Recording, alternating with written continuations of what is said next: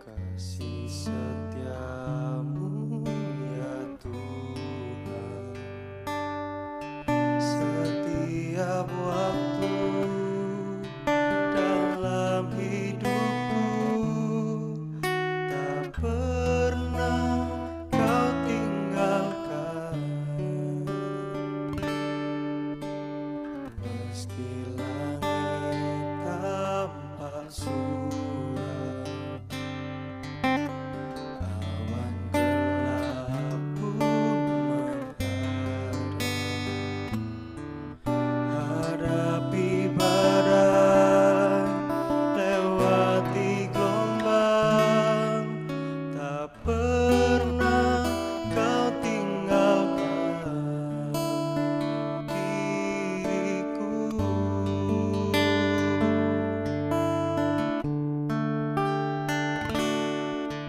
Walau 1000 rebah di sisiku, kau tetaplah Allah penolongku. Walau 10.000 rebah di kananku, takkan ku goyah, sebab Yesus sertaku.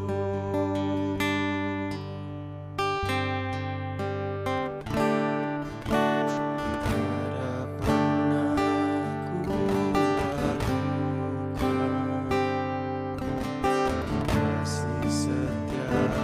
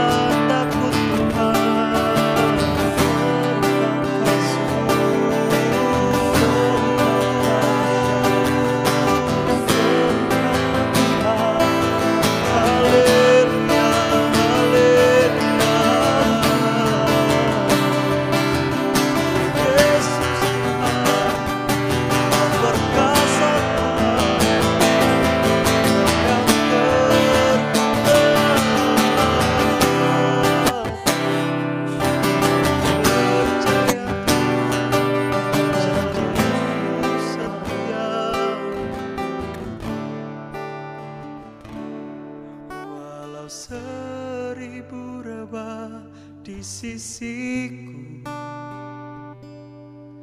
Kau tetaplah Allah penolongku. Walau 10.000 rebah di kananku, takkan ku goyah sebab Yesus sertaku.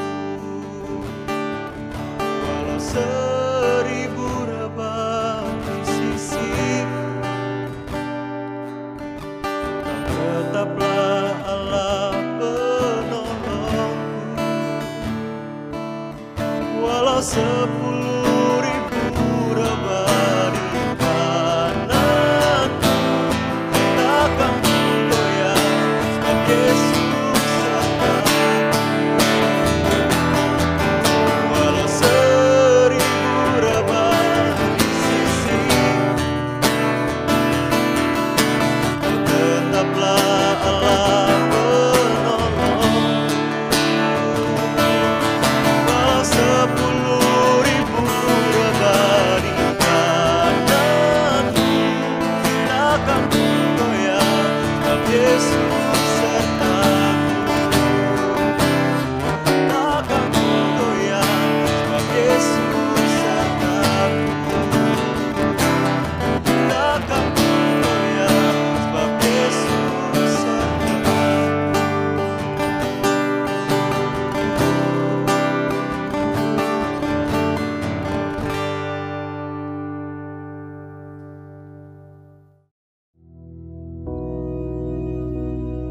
Bapa kami yang di surga, dikuduskanlah namamu, datanglah kerajaanmu, jadilah kehendak-Mu di bumi seperti di surga. Berikanlah kami pada hari ini makanan kami yang secukupnya, dan ampunilah kami akan kesalahan kami, seperti kami juga mengampuni orang yang bersalah kepada kami. Dan janganlah membawa kami ke dalam pencobaan, tetapi lepaskanlah kami daripada yang jahat. Karena Engkaulah yang empunya kerajaan dan kuasa dan kemuliaan sampai selama-lamanya. Amin.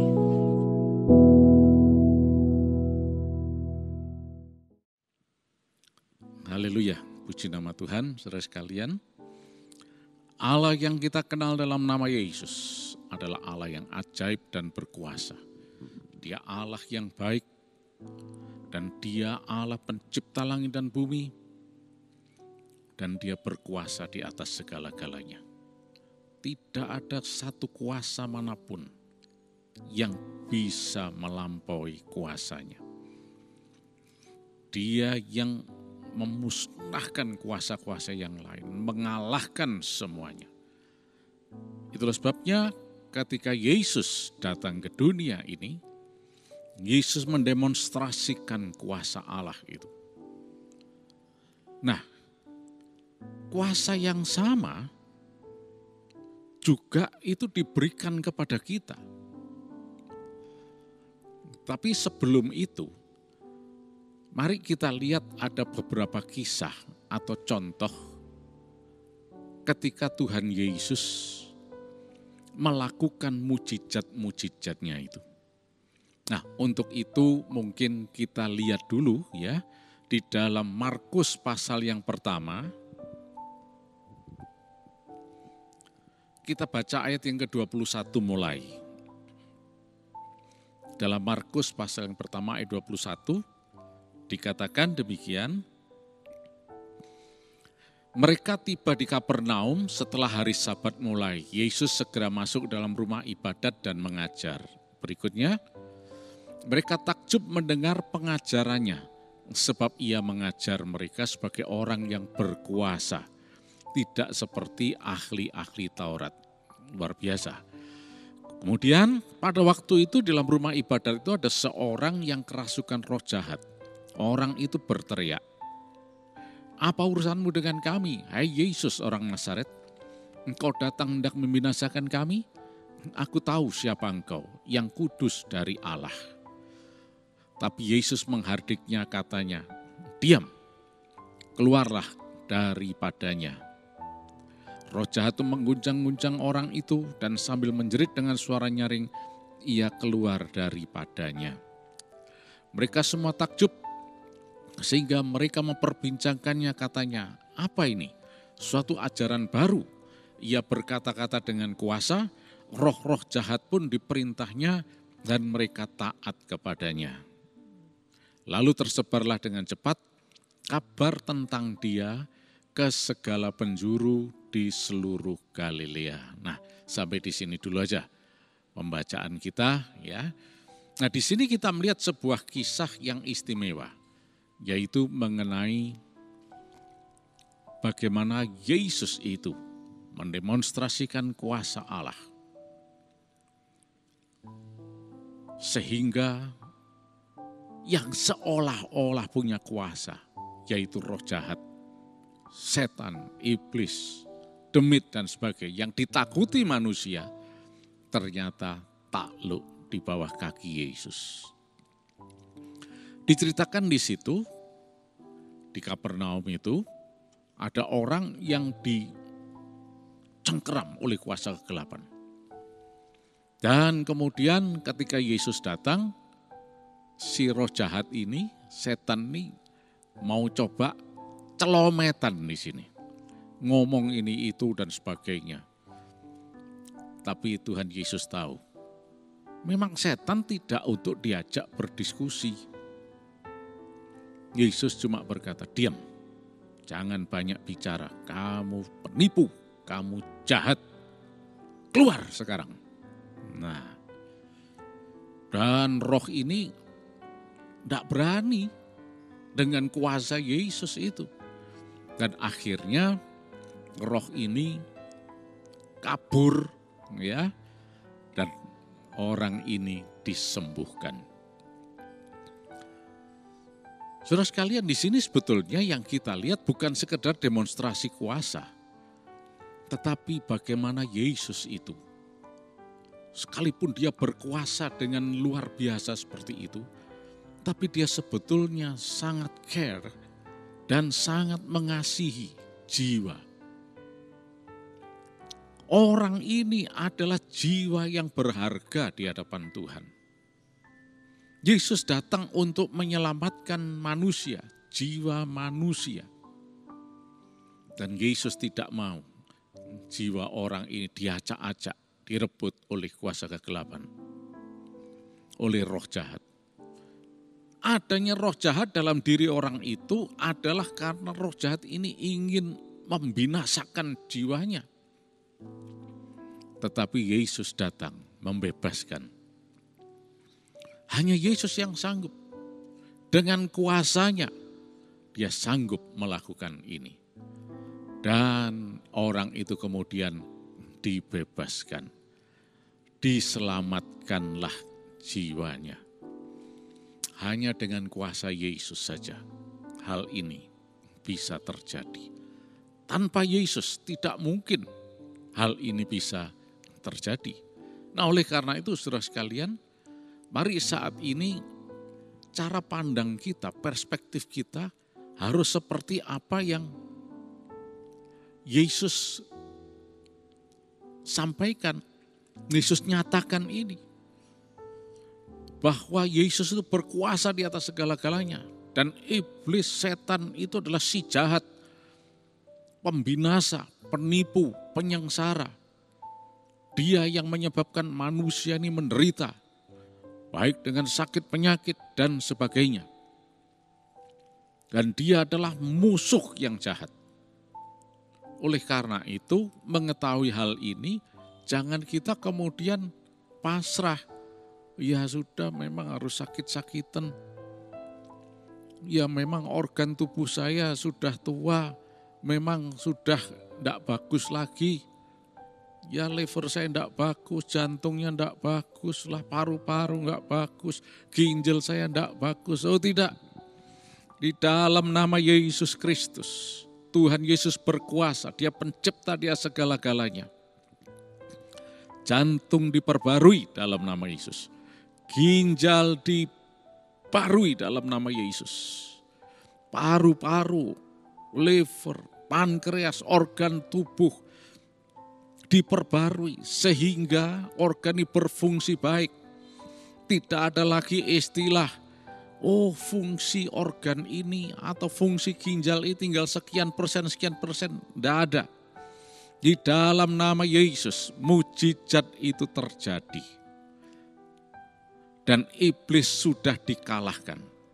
Iblis yang bekerja untuk mengacau balau semua ini, membuat menderita, membuat sakit. Jangan pernah kita menyerah. Tetap percaya kepada Yesus. Karena di dalam Yesus ada keselamatan. Ada kesembuhan. Mujizat Tuhan terjadi.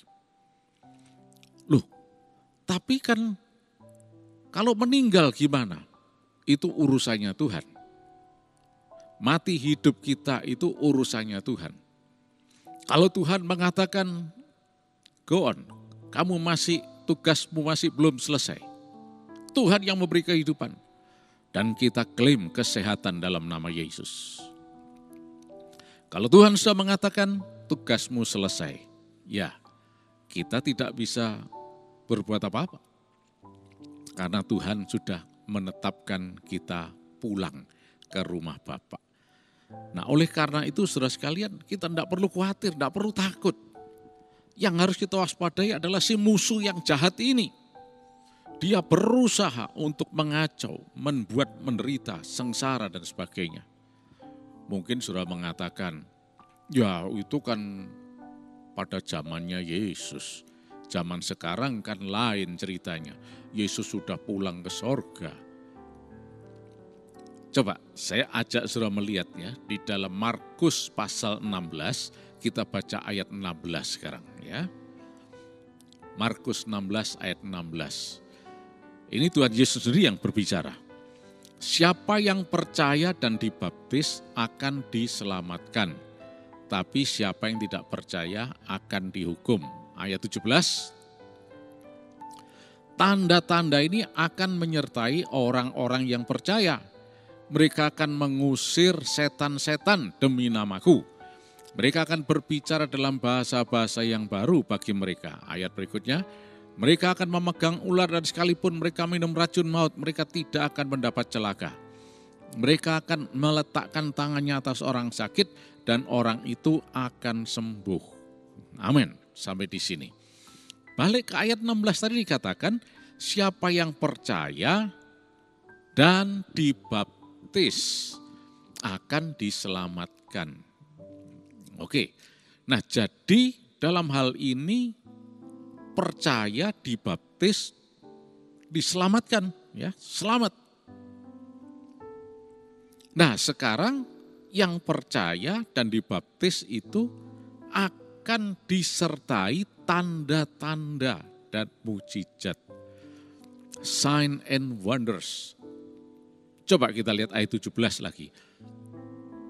Tanda-tanda ini akan menyertai orang-orang yang percaya.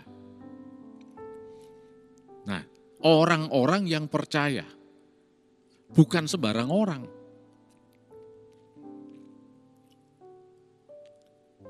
Loh, tapi kan orang Kristen kan orang percaya. Ya, harusnya sih demikian. Tapi ya kita tahu, bisa saja ada orang Kristen tapi tidak percaya. Masa ada?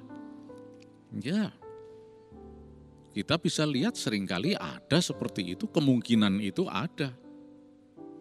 Tapi yang Yesus katakan adalah percaya, dibaptis, diselamatkan, dan tanda-tanda dan mujizat ini akan menyertai orang yang percaya itu. Tapi begini begitu, enggak urusan saya enggak tahu. Yang saya tahu adalah Yesus mengatakan tanda-tanda ini akan menyertai orang yang percaya. Titik. Enggak perlu A, E, I, O, U dan seterusnya. Ya, itu yang Yesus katakan. Dan kita percayai sepenuhnya. Apa saja tandanya? Antara lain, coba kita kembali lihat ayat 17 tadi. Ya. Mereka akan mengusir setan-setan demi namaku. Luar biasa ini. Ya. Siapa yang bisa berkuasa melampaui setan? Yesus saja yang berkuasa di atas segala-galanya. Dia mampu untuk melakukan itu. Dan sudah kita baca tadi, terjadi.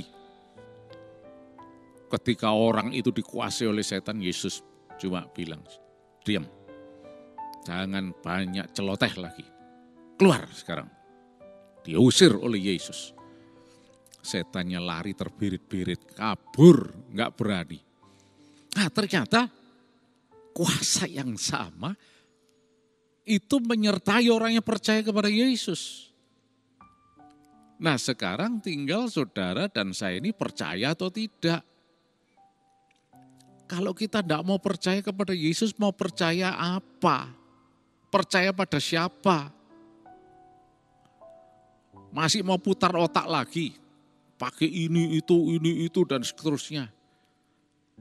Sudah kalimatnya sudah jelas. Tidak pakai putar-putar otak lagi, sudah. Tidak pakai teologi-teologian, ini sudah teologis ini. Tanda-tanda ini akan menyertai orang-orang yang percaya. Percaya kepada Yesus. Mereka akan mengusir setan dalam namaku. Ya sudah, itu sebabnya dari tadi saya katakan, saya tidak tahu yang lain. Yang saya tahu adalah dengan kuasa dalam namaku, nama Yesus. Kata Yesus, namaku. Nama Yesus itu berkuasa. Nama yang ajaib dan mulia. Kita bisa mengusir setan-setan itu. Yang mengganggu, yang menyengsara, yang menipu, yang menindas, dan bahkan menjerumuskan untuk membinasakan. Dalam nama Yesus, setan tidak berdaya. Ini kata Yesus. Kalau kita tidak mau percaya kata Yesus, mau percaya siapa lagi? Oleh karena itu mari kita percaya sungguh-sungguh. Dan kita lihat kuasa ini nyata. Itu di dalam bahasa Yunani-nya dikatakan ekbalo. Kata ekbalo itu to cast out. Mengusir, ya, melempar itu, ya, keluar, melempar keluar. Balo itu to throw, melempar, ek itu out, throw out, melempar keluar, ekbalo. Seperti kita melempar bola keluar, mudah, tinggal lempar saja keluar. Begitu juga yang namanya setan, demit, iblis itu dalam namaku, kata Yesus. Dalam nama Yesus dilempar keluar. Tidak bisa lagi mengganggu. Karena dia adalah si pengacau itu. Baik dalam tubuh manusia, kesehatannya, dan mungkin dalam rumah tangga, dan di tempat-tempat yang lain. Setan dilempar keluar dalam nama Yesus. Ini kata Yesus. Itulah sebabnya saya cuma tahu kata Yesus. Saya pegang kata Yesus ini. Setan sudah dikalahkan. 2000 tahun yang lalu ditaklukkan oleh Yesus. Dan kita diberi kuasa yang sama oleh Yesus. Puji nama Tuhan, tanda-tandanya akan menyertai orang-orang yang percaya. Nah tadi juga dalam ayat 18, coba kita lihat lagi ya. Ayat yang ke-18, dikatakan bagian akhir mereka akan meletakkan, ada banyak sekali, tidak akan bawa celaka dan sebagainya. Saya tidak banyak membicarakan itu, tapi yang saya bicarakan ini. Dalam kaitannya dengan sakit penyakit yang banyak relevan dengan kita, ya. Kalau masalah ular dan sebagainya itu urusannya nanti dengan malaikat Tuhan, Roh Kudus, ya. Mungkin ada yang coba mencelakai tapi tidak akan bisa mencelakai kita karena ada perlindungan Allah, ya. Tapi yang cukup relevan saat ini adalah yang ya merajalela khususnya juga dalam masa pandemi ini adalah sakit. Banyak orang yang sakit, ya sakit kena pandemi inilah, virus ini, bakteri ini, gagal organ-organ tubuh lah, dan sebagainya. liver, ginjal, dan sebagainya, sehingga menyebabkan sakit. Tapi Tuhan Yesus katakan, ada kesembuhan. Mereka akan meletakkan tangannya atas orang sakit dan orang itu akan sembuh. Haleluya. Puji nama Tuhan. Ya, jadi dalam hal atau kaitannya dengan sakit penyakit, itu ada kata sembuh. Ada sakit, tapi ada sembuh. Di dalam Yesus. Bukan sakit terus titik. Tamat. Habis perkara, tidak. Sakit, masih koma. Ada kesembuhan. Ada sakit, ada sembuh di sini. Dan ini terjadi dalam kehidupan orang-orang yang percaya kepada Yesus. Tanda-tanda ini akan menyertai. Mereka akan meletakkan tangan atas orang sakit dan orang itu akan sembuh. Itulah sebabnya, saudara sekalian, mari saat ini kita cuma percaya apa kata Yesus. Kecuali kalau ini bukan perkataan Yesus, siapa boleh buat. Ini bukan perkataan manusia, bukan perkataan saya. Tapi kata Yesus sendiri. Kita baca sendiri tadi. Nah, oleh karena itu, dalam kaitannya dengan sakit penyakit, jangan pernah menyerah, jangan pernah bimbang dan ragu. Memang dunia ini mempunyai banyak teori, mungkin disertai praktek juga, data-data dan sebagainya. Oh, datanya menunjukkan ini tidak bagus semua. Fungsi ginjalnya tinggal sekian persen, levernya begini, begitu dan seterusnya. Ya, itu data ya tetap data, mau apa? Oke, data sudah diperoleh.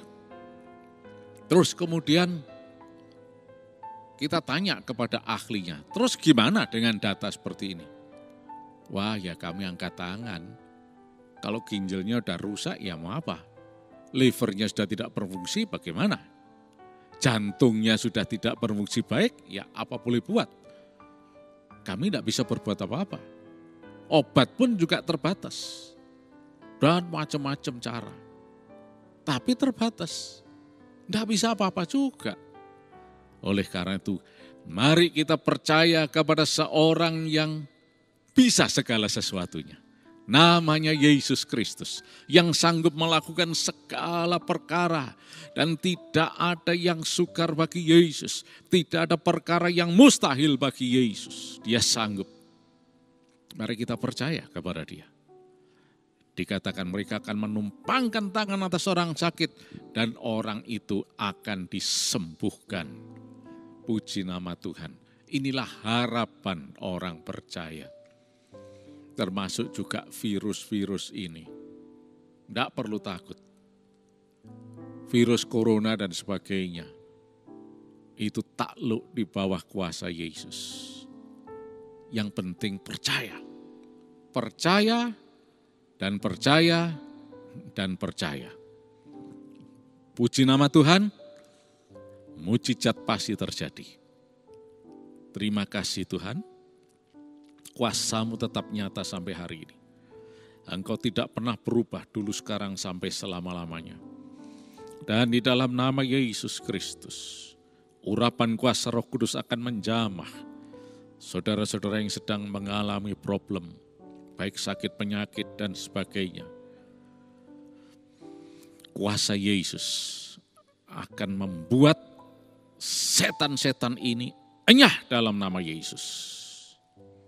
Sakit penyakit ini disembuhkan dalam nama Yesus. Terima kasih Tuhan. Kami serahkan semuanya sepanjang hari ini. Kuasa darah Yesus melindungi kami semua, kami sehat dalam nama Yesus. Dan kami diberkati untuk kemuliaan nama-Mu. Dalam nama Yesus Kristus. Amin.